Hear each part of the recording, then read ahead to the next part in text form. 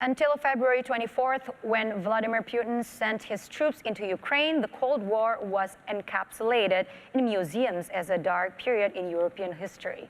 But the divide between Moscow and the West is showing no signs of healing, and analysts say the current state of relations could be the start of a new Cold War or the continuation of the old one.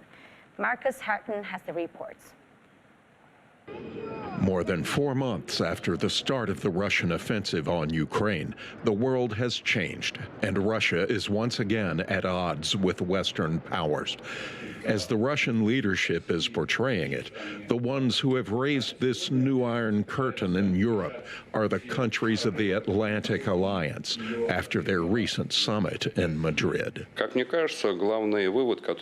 seems to me that the best conclusion we can make is that the NATO in Madrid accomplished an evolutionary about-face in its development after having been founded in 1949 and came back to its roots, i.e., to principles of providing security, military security dating back to the Cold War time period.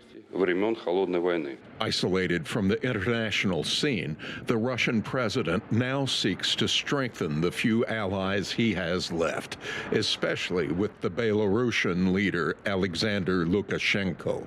The two have a plan for unification, which Mr. Putin contends the West is actually helping achieve.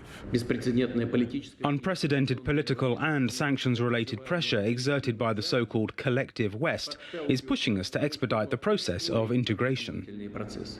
In a divided Europe, the possibility of Ukraine and Moldova, former parts of the Soviet Union, ending up joining the Western Bloc, specifically the European Union, is also a matter of concern for the Kremlin, though analysts say NATO is Moscow's main fear. The Russian leadership is mostly concerned by the deployment of the hostile military infrastructure on the territory of these countries. But since the European Union is not a strong player in the field of security, the rapprochement of Ukraine with the European Union should be less of a concern for the Kremlin than the rapprochement of Ukraine with NATO.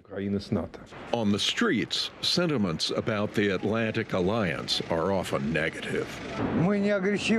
We are not aggressive, but you, NATO, do not occupy our space. Let us put it like that. Putin is quite correct in stating that we do not touch you, and you, NATO, do not touch our borders.